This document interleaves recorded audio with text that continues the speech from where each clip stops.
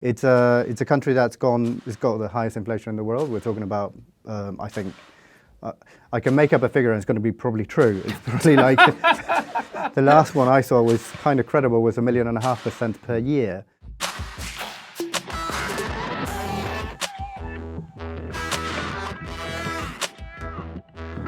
Hello and welcome to TRIGGERnometry. I'm Francis Foster. I'm Konstantin Kisin. And this is a show for you if you're bored of watching people on the internet having arguments they know nothing about. At TRIGGERnometry, we don't pretend to be the experts, we ask the experts. Our brilliant guest this week is a BBC journalist.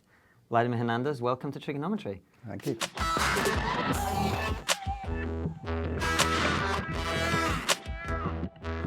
And for anyone who doesn't know you, very quickly, the question we always ask at the beginning is, who are you, what's been your journey through life, how are you where you are? So, of course, people, I suppose, will think immediately, I've got this really weird name, Vladimir Hernandez, Russian name, Latin surname, kind of speak English okay, so trying to figure me out is a bit complicated. So I am probably half Venezuelan, half British, in terms of places where I lived. I was born in France, grew up in Venezuela, my grandparents are Spanish, I don't even know where I'm from. It's very complicated, but I've been a BBC journalist for quite a long time now. I've been covering a lot of foreign news, mostly in Latin America, because that's where my background is. I know a bit about that, learned a lot about that, definitely. But have been doing a lot of foreign news since then in different capacities, reporting, filming, producing. So yeah, I suppose that's who I kind of am. And that's the reason we wanted to talk to you, as every viewer of this program will know, because Francis mentions about 5 times every episode his mother's from Venezuela. And we wanted to talk to you about that because I think in the mainstream public kind of perception of Venezuela, probably the last time we heard about Venezuela until recently would have been, you know, Hugo Chavez, Jeremy Corbyn going, what a great place Venezuela is. And now the situation has got very, very bad. We don't seem to hear those same people talking about it in quite the same way. So one of the things we wanted to ask you to do is just to lay out for our viewers and our listeners, what is the situation and how has it happened over the last decade? You may need to fast forward all of this. I'm going to start now and I'm going to go on a long rant about, no. It's changed quite a bit, definitely. I suppose my own personal journey kind of reflects a bit of how has it changed. So from probably early 2000s, I used to go there around this time of the year, February, March, trying to get rid of winter, went there for a month, spent time with my family. And that was kind of happening every year I was going back on holidays. Probably since 2010, I just now only go for work. Because as a journalist, that's kind of what my work is, doing that in sort of conflict zones, and Venezuela increasingly became one in so many levels. In the last, 2019, last 3 years at least, it's become, unrecognizable in so many ways. I think probably it's fair to say that at least 3 million people have left the country, and we're talking about 10% of the population has left the country, and that's just fleeing on levels that have been compared to Syria, have been compared to Yemen, have been compared to a lot of conflict zones, and it's just the simple things of life that we just take for granted every day have most of them just gone away in different like different food, ways. right? Well, there was a university study about it. The government is not publishing stats for about 3 years now or more. So we don't have in a normal situation, you go to government agencies or entities, and then you go to official data, which is being gathered by researchers, methodology, all of that's gone away in Venezuela probably 5 years ago. So universities have tried to sort of paint a picture of what's going on. One of the last ones that I saw, which was from 2018, was just like mind-boggling. It talked about 83% of the population was struggling to eat 3 times a day. It talked about how an average of Venezuelans had lost 7 kilos in average. So it was about more than 90% of Venezuelans had lost 7 kilos in average. I've got a lot of my family still live there. They don't want to go, and we can talk about why they don't want to go later. But I've seen my brothers or my mum or my cousins lose weight, and it's not to a famished level of Ethiopia or those sort of striking pictures, but it is really shocking when you see people you don't report on people you don't know, and they become people you leave and then you close the door. But when you also see how it's going on with people it's just mind-boggling. But anyway, it's a country it's got the highest inflation in the world. We're talking about, I think, I can make up a figure and it's going to be probably true. It's probably like, the last one I saw was kind of credible, was 1.5 million per year. And then I've heard some talk about the IMF saying 3 million%. So don't quote me, IMF, but it's probably true anyway. I mean, the prices are not. You go to any place where you want to buy something, you won't see the prices on the wall. You won't see a menu with the prices because they're just changing so fast that it's not worth even writing them down. It's like the whole German history lesson where they would wheel in wheelbarrows of cash, that kind of scenario. To buy a loaf of bread. Well, and the cash thing is incredibly, again, it's a bizarre world, Venezuela. Cash is worthless. I went there 2 years ago thinking this is the lowest of the lowest, and it went worse. But people were selling cash on bin bags, and it's full of cash, and they would charge you 100% of what that cash was worth, because it was such a high valued commodity that you just couldn't get your hands onto it. You can't withdraw. You have limits to what you can get from a cash machine or from a bank, but that is probably worth a bus fare. So it's an incredibly digitalized banking society. A year and a half ago, I was there. Me and the team we were in a really, really remote area of Venezuela near the Amazon. We wanted to eat something, and there was this lady who had fish in a river. She was just like literally just fish, grilled it, and we were like, we would love to eat that, but we just don't have any cash because no one here has cash. And she was like, oh, don't worry, just transfer me on my iPhone. I'll just give you my bank account. And I'm like, blimey. Yeah. And everywhere, everyone's just going on phones or going on computers or just getting transfers electronically. So that just reflects how everything's kind of like been turned upside down.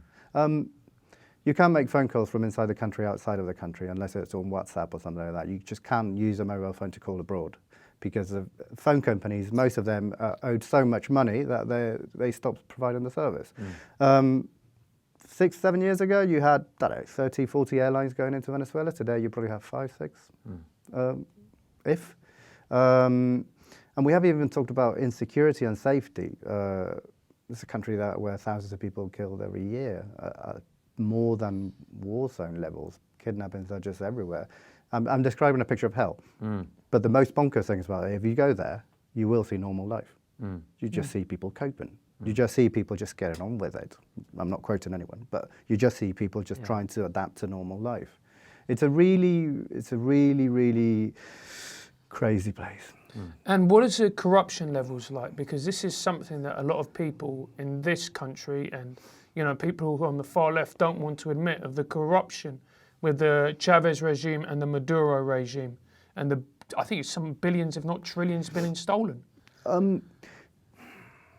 Some people, so there are several examples that will tell you how bad it has been in terms of corruption. And I don't want to pretend also that this is a new thing in Venezuela. A lot of countries, probably in South America and Latin America, have had issues with corruption, and we've seen with Brazil the whole Odebrecht scandal, which is huge, of massive proportions. Anyway, in Venezuela, during the Chavez years, I think there were two things that probably led to it's fair to say, a big rise in corruption. Lack of accountability. The government didn't need to create or publish anything of how they were spending anything. The BBC did a program recently this year, and they had a man who ran the oil company for about 10 years.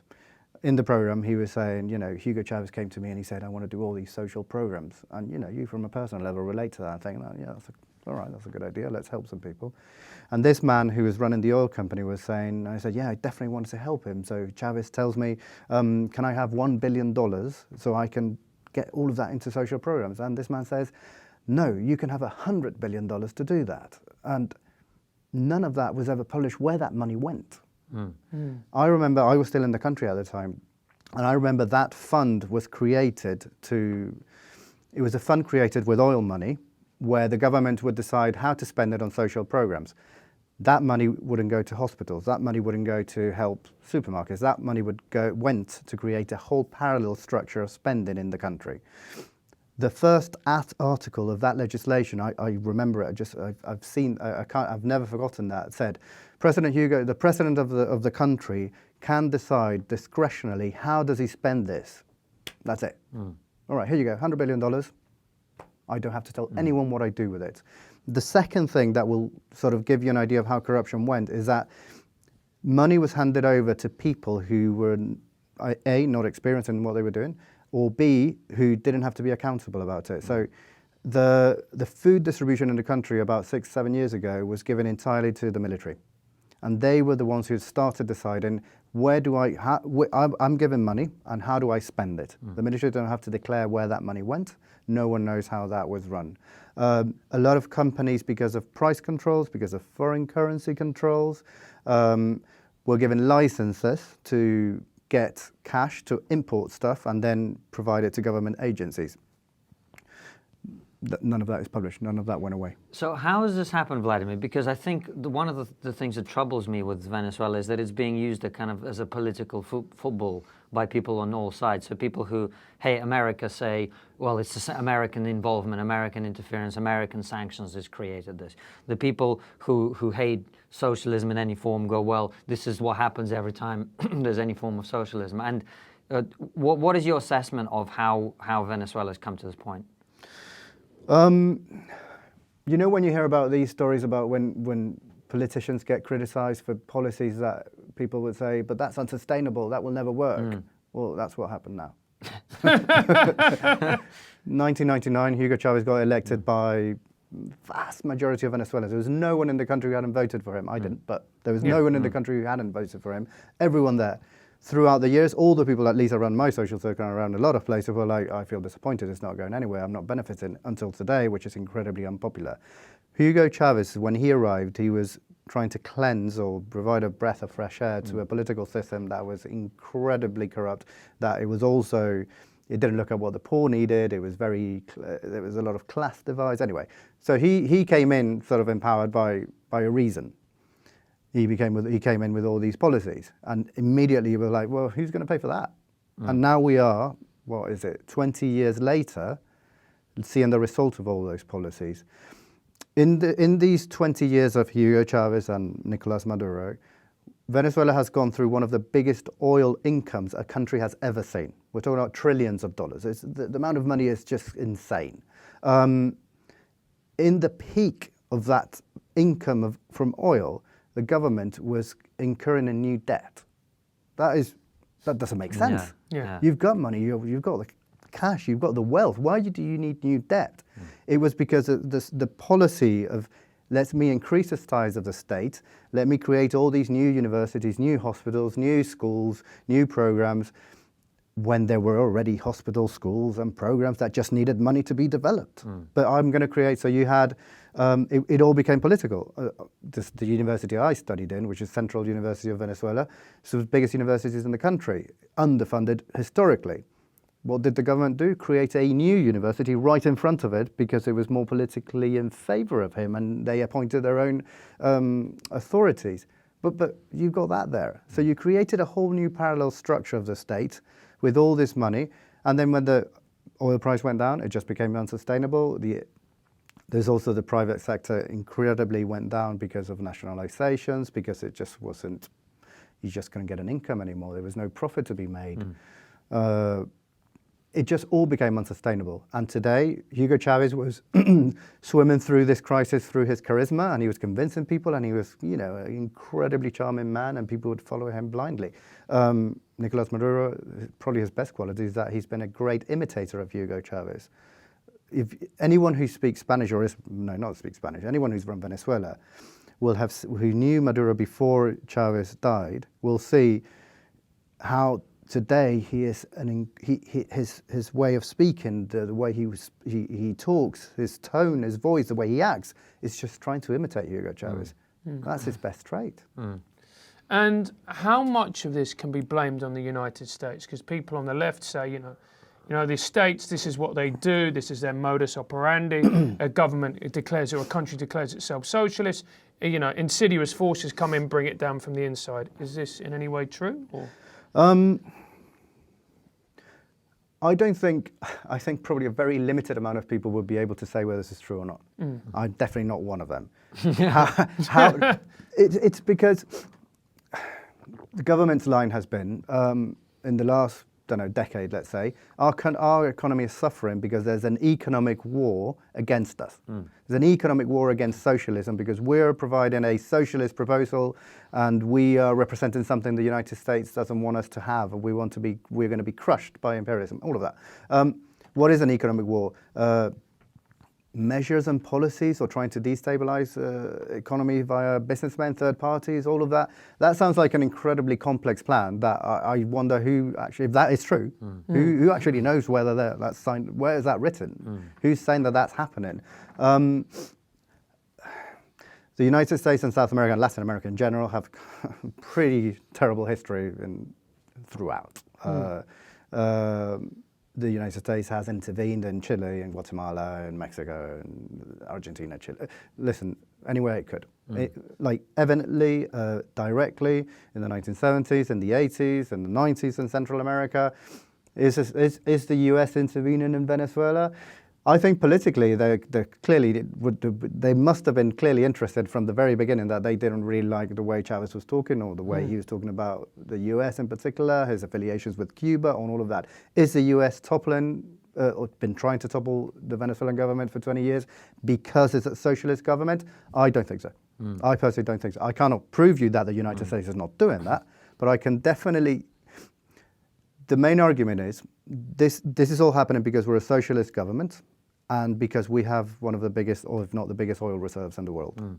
Bolivia has been a socialist government for at least 15 years. It's got the biggest oil and natural gas reserves in the world, has a one-digit inflation rate. It's an economy that kind of is okay. It has an indigenous president, and it has its problems, lots of political problems, but it's there, and it's been fine. Argentina had 12 years of a socialist government. It has one of the biggest grain and commodities, farming commodities in the world, has one of the beef producing countries in the world.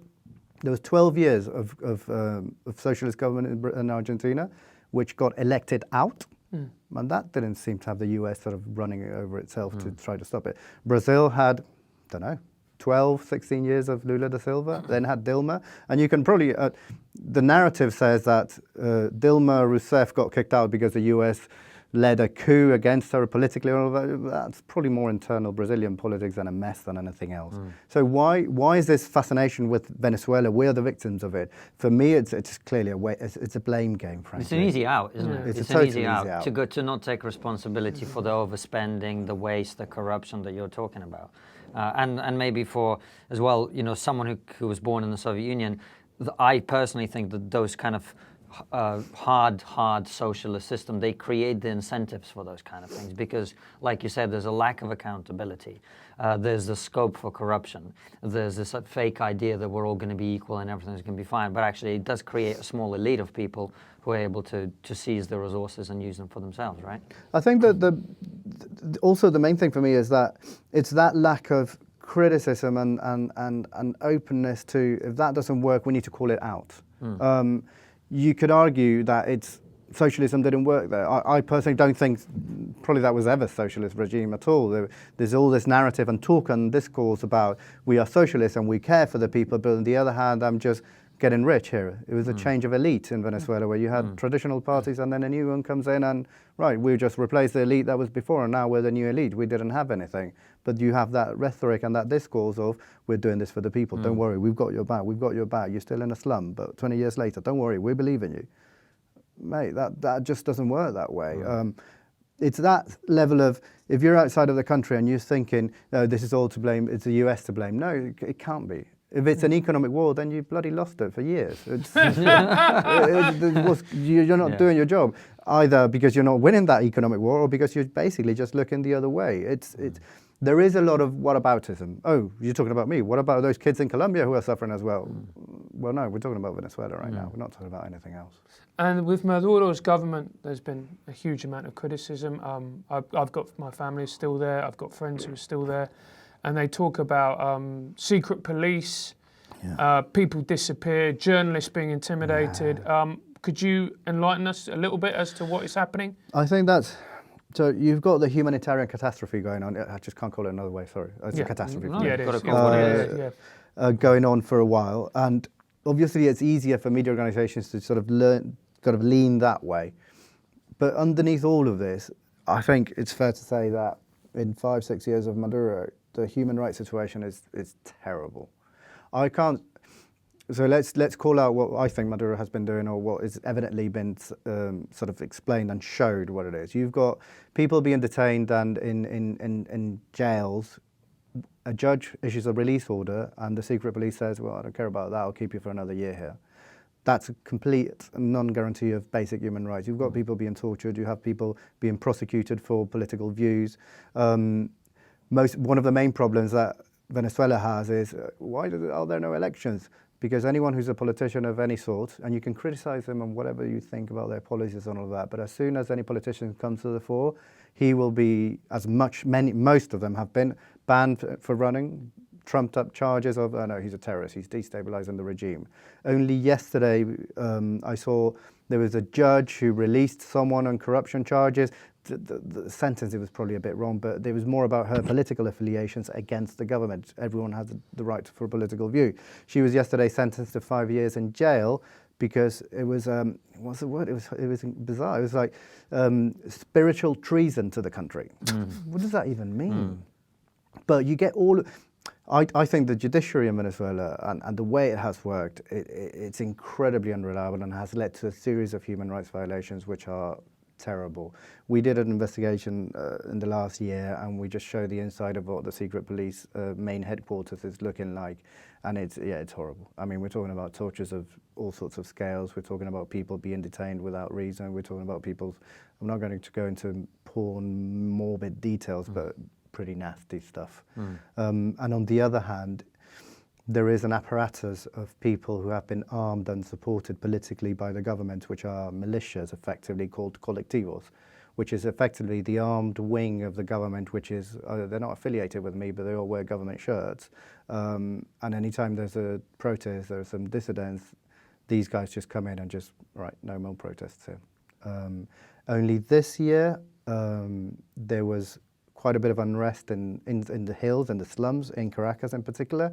A lot of people came down to the city and started chanting and voicing their discontent, etc. Some of them I know for a fact.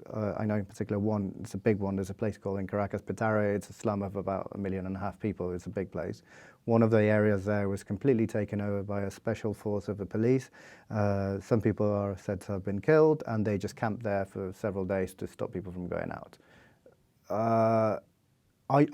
I'm always reluctant to talk about what journalists go through because it's not about journalism, and a lot of journalists just pick themselves up too much, frankly. But I do think you should talk about it, because I think how journalists are treated is a very good reflection of what is happening in a country.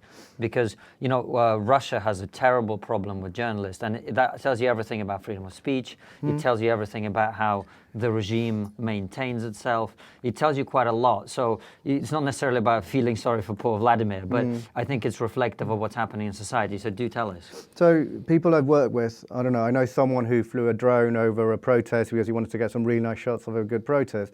Don't know, later in the day, secret police came to his house, took him away. He was 8 months in prison without charge, without a judge saying anything, without a sentence. And as he was picked up, he was released 8 months later. There's no rule of law. I know people who have been foreign nationals who have been in Venezuela, they've been covering the crisis, and they get deported. I know people who have been barred from entering the country. I know journalists who have been picked up randomly and then they just get put away for some time and then released. It's not an easy place to work. So, and this is the purpose of all of this, is to prevent people from speaking out against what the regime is doing. I think the purpose of this is just to try, and I'm going to quote a security guard, one of these security police officers who we spoke to recently, and he was just saying the purpose of this is just to maintain fear on what you're doing, to keep you fearful of anything you're doing, that it may have consequences, to try to preempt any further digging you would like to do. A lot of the narrative that you will hear outside of Venezuela is, you know, the media invents all these lies. There isn't media in Venezuela. There used to be, 15 years ago probably, 4 big private television channels. None of those, they are still there, but all of them were bought by third-party government-affiliated supporters. Yeah. There are no independent television channels in Venezuela. Russia. It's exactly like Russia. When you have protests, you don't see them on any television screen. when there really? are, So people inside the country don't know that the protests are happening through the media? No, there's none of that. There are probably, I'll tell you about the capital at least. There are 1 or 2 radio stations who may broadcast about it, but in a very limited way. And sometimes, it often happens, as soon as there's a protest and people in the radios are broadcasting about it, then the government calls in a speech to the nation, and then everyone has to transmit that by law. So that the airwaves are completely blocked, and you have to listen to what Maduro has to say. There is a big presence of the state TV everywhere, and they broadcast a view of the world. You know what used to happen in the Soviet Union? Whenever there was some kind of crisis or a big demonstration, they would play Swan Lake. On TV. So if Swan Lake was playing, you knew something was going down. Right. Where do people get their, sorry Francis, where do people get their information? It's social media. And that's horrible, because social media is like a horrible place. You know, you can get whatever there, and and WhatsApp. You can get a lot of things which are not true, you can get a lot of things which are, but that's the only place where people are actually following what's going on. I don't want to cleanse the reputation of private media in Venezuela historically at all. There have been moments where, they haven't covered themselves in glory, but at this point, I just find it astonishing to think about the media created all of this when there isn't media in Venezuela. And there's this image of Chavez of being a socialist hero, as it were. One of my relatives was very high up in the Chavez government, and Chavez asked him to transfer some money from the Bank of Venezuela to his private funds. And my relative refused to do that. He got fired on national TV. Wow. Yeah, and then was put under house arrest until he changed his mind. That's amazing. There's so many, exactly. That's the other thing, and you can probably people who are looking at what Trump's doing right now. That's a good way of understanding what Chavez used to be. Yeah. Chavez wouldn't be as prominent on Twitter, but he would be. You see Trump right now calling out journalists in rallies when he doesn't like them, saying, "Oh, CNN, that's journalists over there. Yeah, enemy of the people." That's what Chavez used to do. Just that probably in the United States you get roughed up a bit, or some journalists have been beaten up. In Venezuela, that led to consequences. People got really nastily attacked, and there were some consequences to that. Or you had the security services changing, sort of chasing them and doing all sorts of things. I think probably Chavez's sort of track record on that, it's cleaner, despite having cases like that. And I know a lot of people, we're talking about a president here, charismatic leader, all you want, but he will walk down squares, have it live broadcast on state TV and say, right, who owns that shop over there? X or Y. Okay, well, let's nationalize that. Let's nationalize that and that and that, and that's it. And that's in a way how he ran the country, which is probably, again, unsustainable. That's where we are now. And what do you make of the Western politicians and the way the conversation is conducted? I brought up kind of Jeremy Corbyn talking positively about the case in Venezuela. We don't hear so much of that anymore, do we? No. I think a lot of times when the US gets involved, you see a lot of people in Venezuela saying, please stop, don't talk anymore. There's a lot of noise, you're creating a narrative, you're just reinforcing a stereotype that it's the US's fault, there's the US involved, there's all of that. I think there's been a big shift right now in narrative, because a lot of governments there's a lot of governments, especially in South America, who were not friends of Hugo Chavez or the Venezuelan government at all. And you have people from the very far right, like Brazil in Bolsonaro, and then you have other people in Chile or in other countries. But there are a lot of people calling it out, but those who are of the Jeremy Corbyn mold, as in historical left-leaning leaders, etc. Like, for instance, the president of Mexico, very popular guy, got elected, long-standing left-wing politician. He's not calling out what's going on in Venezuela at all. He's standing on the fences. He's saying it's for Venezuelans to decide. I think from an outsider's perspective, and I'll tell you more about what the diaspora is talking about, there's a lot of frustration about that, because I think there's a responsibility for people to call it out if it doesn't work. And when people tell you, especially you see narratives in the US or here in the UK about that it's not a dictatorship, well, I just refer you back to, but there's people being killed illegally, there's people being tortured, people being illegally arrested. That sounds like bears the marks of a dictatorship, frankly. I for years was very reluctant to call it a dictatorship. It seemed more a totalitarian government. But as soon as you start crossing those lines of basic rights, where you're controlling the system to not allow people to feed themselves, you're torturing people, you're arresting people. Sorry, that you've just crossed a big line there. And Juan Guaido, who is It's very I mean, Venezuelan politics is incredibly complicated, and even if you're an expert in it, it still doesn't seem to make sense. What is the situation with him? Is he president-elect? Is he... Right. I've got an answer. Cool. I think a mistake would be calling him a self-proclaimed president of a country. I think that's what creeped in a lot at the beginning. This is not a chap who stood up on the street and said, "I'm the president, follow me." Bear with me. Maduro got re-elected, in his words, 2 years ago. It was an election which had a huge high abstention rate. The company that ran the software for the electronic vote fled the country and said there was millions of votes had been tampered with, and they couldn't account for the reliability of that election. Despite that, he swore himself in as the president. So that was an election with serious doubts about electronic vote and no international observers. You will hear, "Oh, but there were international observers." No, there were no official international observers. There were people invited by the government as international observers. A big difference there. One of those, I know the case very closely. Palestinian man comes into Venezuela. On the side, he had some contracts with the Venezuelan government for imports and exports, which is all fine. Let's not talk about his business. That's his business and the government's. But he was not an international observer. He came into that country partially brought in by a government. Democratic credentials of Nicolas Maduro went downhill after that. So he came in this year to swear himself in as a new president of the country, new term, but you were not elected, or that doesn't seem legit.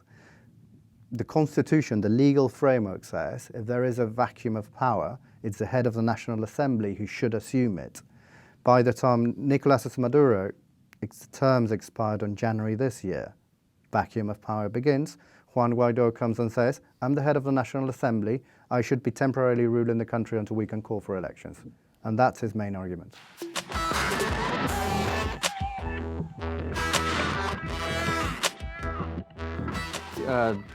We've talked about Venezuela, obviously a very serious subject. Let's lighten it up and move on to Mexico. All right, let's talk about chopped up heads then. We do, I mean, normally we try to keep it very lighthearted, but some of the stuff that we're talking about is very, very, very serious. Yeah. And the reason I wanted to ask about Mexico is we've had a couple of guests on recently to talk about drugs and the drug war and the consequences of that. And I think one of the sides of it that often gets ignored when we talk about drug decriminalization or no, we must make sure that people don't take drugs is we forget the downstream consequences of it. And I think nowhere is that more evident than what's happening in Mexico, right? Because you've done some work in the country. When you mean downstream, you mean like what's coming from the US back into Mexico? No, I mean in the production chain, like what our demand for drugs in the West creates in the third world, essentially, in Latin America and the places where it's produced, where it's trafficked, etc. So I suppose one of the main sort of issues about the whole drug trafficking world is where all of that is going to. So you've got all these people in Bolivia and Peru producing tons and tons of cocaine, let's say, every year. But that is only going to a market that is asking for it. So it's chicken and egg, but still, both of them probably at fault. I think one of the things that you'll find in Mexico spoken about a lot is that there isn't the same scrutiny over there is a big scrutiny over drug trafficking, cartels, glorifying all these people who are like, all these charismatic leaders that you see them on Netflix afterwards. But no one's talking about this huge flow of guns from the US back into Mexico. I know there's a story going around which is fascinating about Mexico really only has one place that sells guns legally in the country. And we're talking about a country of 50, 60 million people. Most of the guns that drug traffickers then use or criminal gangs use are coming from the US. And there is this huge trade in between, I send you drugs, you send me back guns. Because of course in the US we all know that buying guns is quite simple. And then you have that sort of third sort of strand of, should we legalize all of this and get rid of it? I think that's too much of an ask in a country and in a region really that is incredibly conservative about drug use in general.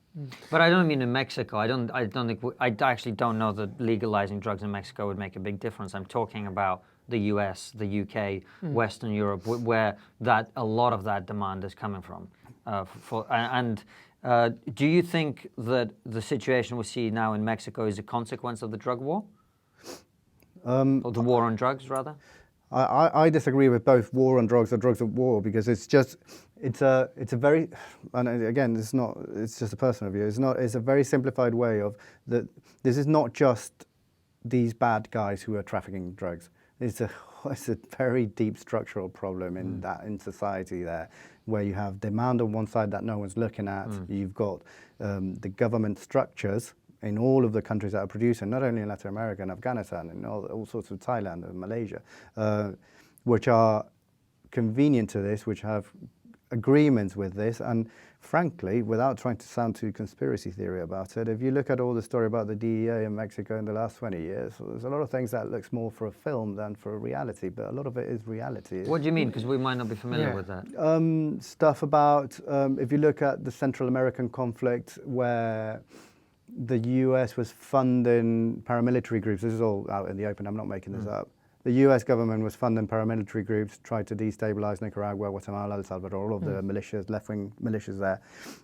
The money used to buy those weapons came from the drug cartels. So there's all these reports and books being written about, frankly, the DEA was just working with the drug cartels to give money to these people so they can maintain their political views intact, and it was all Cold War, et cetera, et cetera. Is the DEA, let me re-say that in a more clearer way, there are a lot of books being written about how the DEA is as responsible for creating all the drug cartels that we know of today. Well, Los Zetas, that's where they come from, right? They were trained by the Americans in order to fight the drug war, supposedly. They all came back, they all defected, they all became this new cartel, right?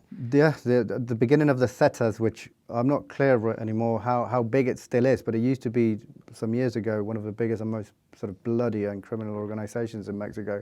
You had a lot of people who were trained as special forces, not just military, special forces. Some of them were trained in West Point, in one of the most elite academies for the military in the US. And they were just, when they went back to work in Mexico in the army, they were just getting shitloads of money more, they were getting much more money. No, you're free to swear, yeah, don't worry about it. Much more money from a drug trafficking organization than from the institutions in the country. But who's more at fault? Is it the Zeta chopping off someone's head or killing someone or mutilating someone alive? Or is it the policies of the big entities who will know that all of that is happening and not doing anything about it? And there's a historical debt from Mexican politicians, there's a historical debt from US politicians. The drug and war, I think it's just got holes everywhere, frankly, on all of this. And what is the situation in Mexico at the moment? So, for instance, I read about Ciudad Juarez, and that just seems to be a war zone. There doesn't seem to be any law there happening whatsoever. If you're a woman, it's a dreadful place to be, but it seems to be even worse for a woman in terms of kidnapping, sexual violence. How bad are things in Mexico at the moment, or does it depend whereabouts you live?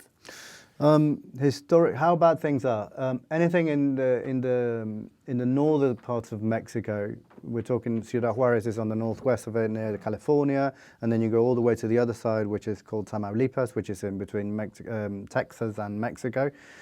Anything around the border between Mexico and the US, they're all drug trafficking routes, and I think it's probably fair to say all of that is pretty lawless, and not because of a lack of police. Police are there, but there's just huge doubts on the...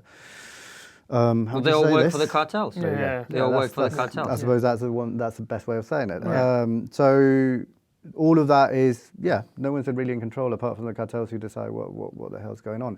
But that's not just that. Then you've got areas like Acapulco on the Pacific coast. All of that is a big state called Guerrero there. That is run by a cartel called the Michoacan cartel. And then you've got all the area near Playa del Carmen or Cancun, which is called Veracruz. Again, that's another place which is incredibly filled with a lot of criminal activity.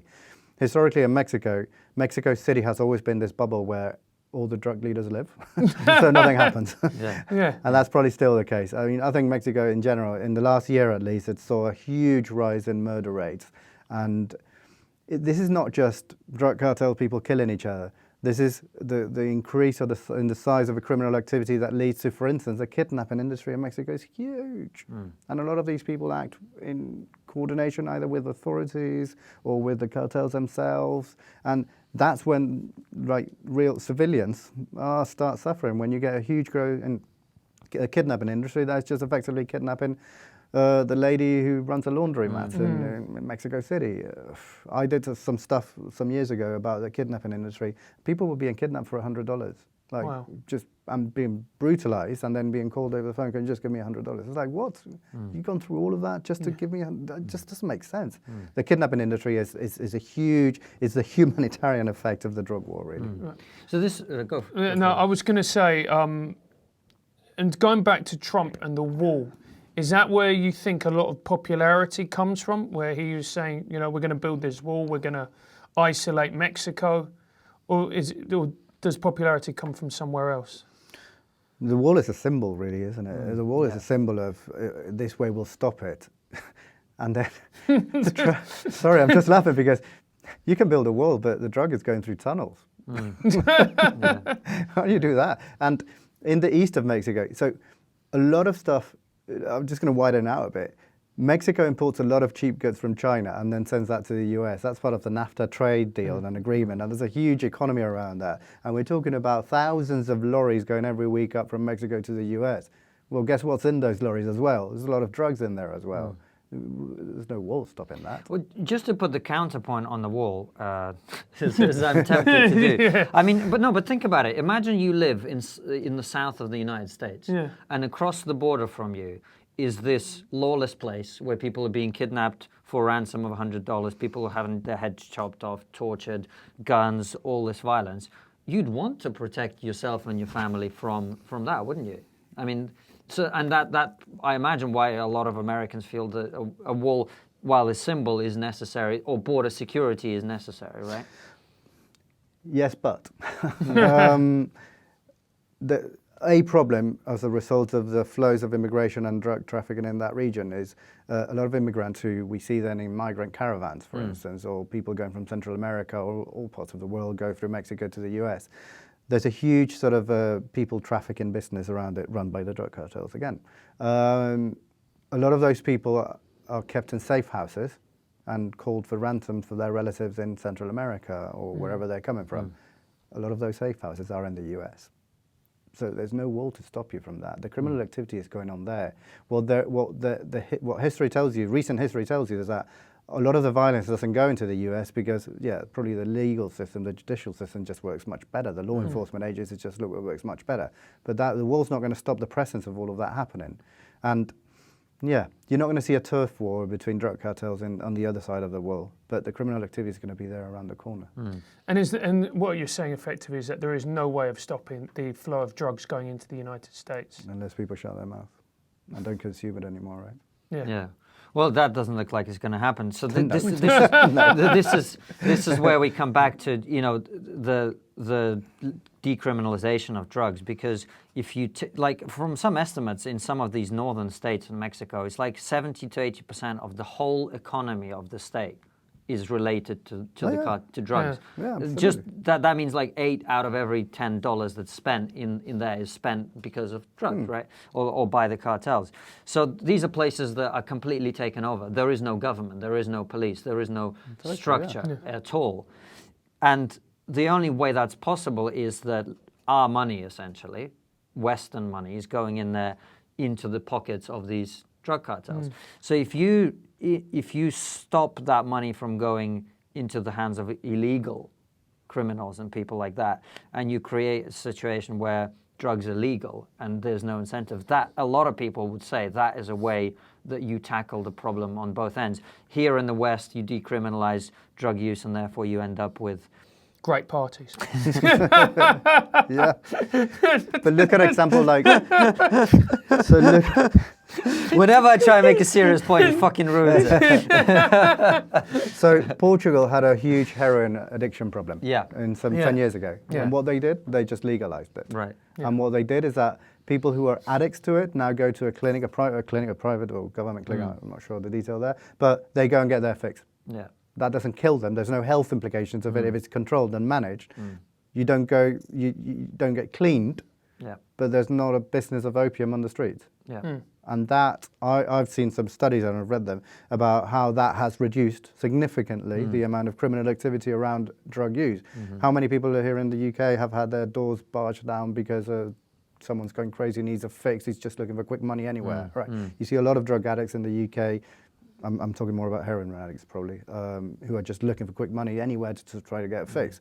Well, Portugal sort of tried to do that, where, all right, I'll give it to you, but chill. We'll give it to you in a managed way. You don't have to go and steal some money for that. Yeah. That's a smaller problem than huge millions of tons of cocaine, marijuana, and heroin everywhere. But then you have another country in South America, which is Uruguay, which legalized cannabis like 3 years ago.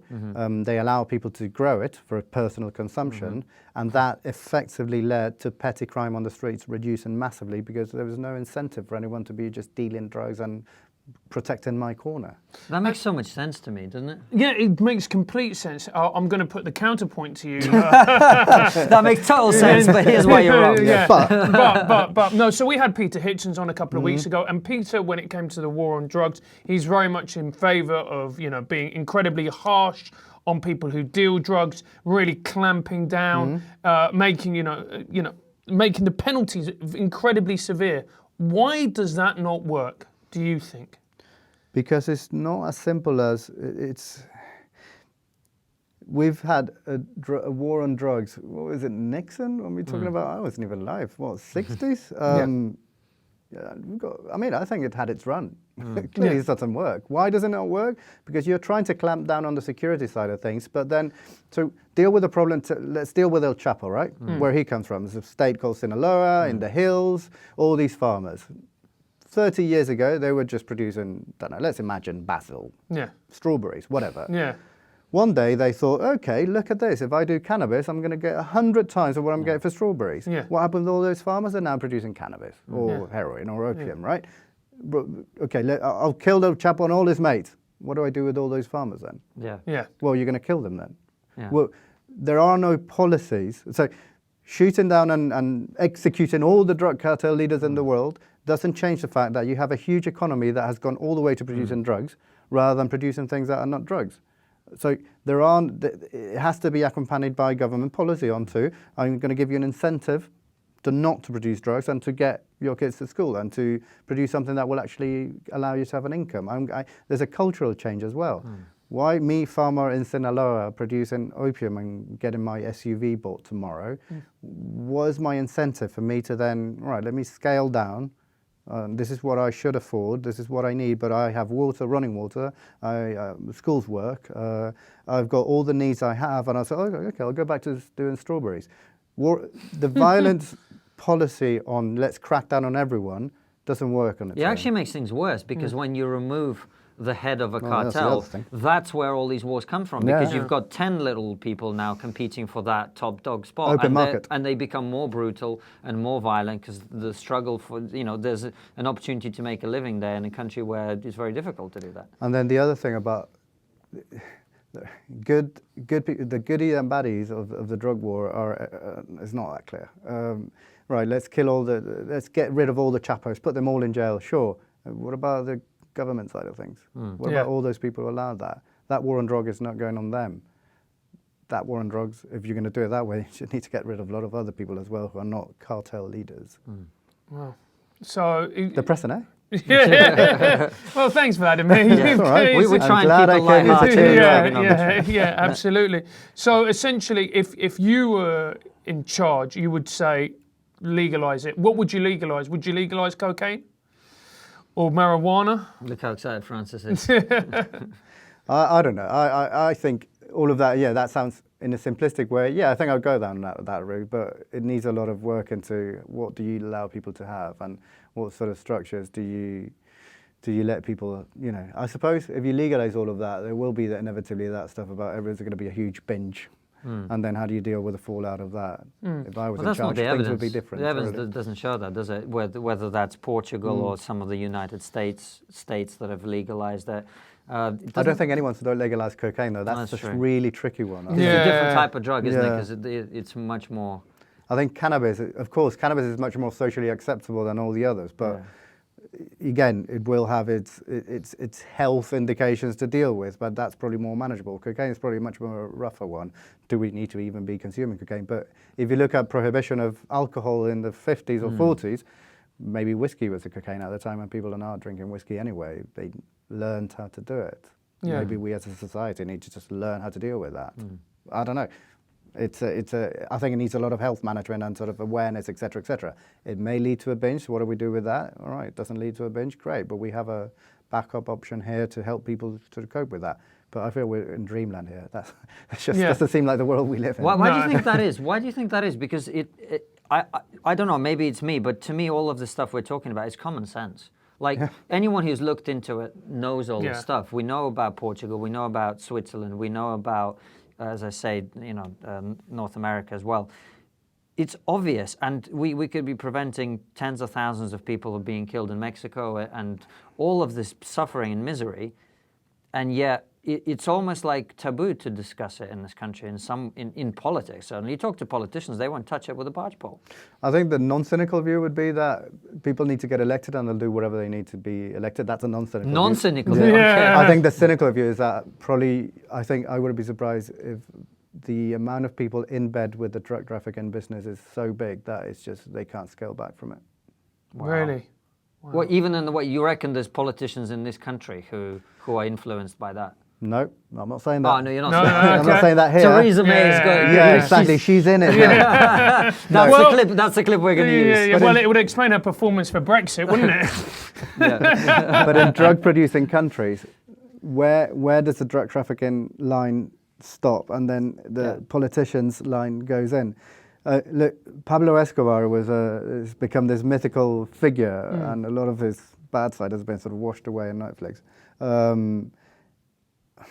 Pablo Escobar is still being remembered as one of the biggest drug cartel leaders who have ever existed.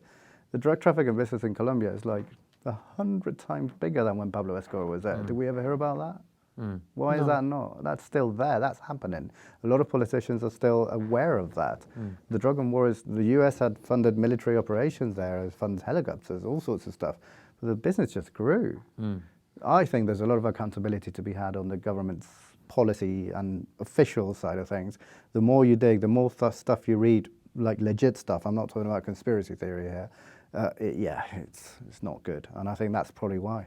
Well, I guess in those countries, it's probably impossible to be a politician if you're not in league with these people, because otherwise they'll kill you, or you'll never be a politician in the first place. And how many politicians have died because of that? So again, in dreamland, sure, we can definitely think that legalization should be one of those ways.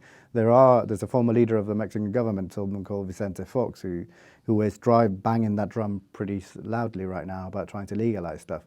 Will he get that through? Who knows? I mean, it would be amazing if in 20 years' time drugs are legalized. I mean, I think you get rid of a lot of the problems that you have. But if anyone has watched The Wire, if you follow the bodies, you're going to find them. If you follow the money, you're not going to find them. You're not going to like what you find at the end of that tunnel. That's very true. But that's why I think it's great to have you on to have this conversation, because I don't think when we talk about legalization in this country, we think about the bodies in Mexico. I don't think we think about the fact that these countries have become lawless places where people are being kidnapped for $100 because of the drugs. It's direct link. It's not an accident. And I think if we contextualize in that way, it becomes a much easier case to make, I think. And I think it's an important conversation.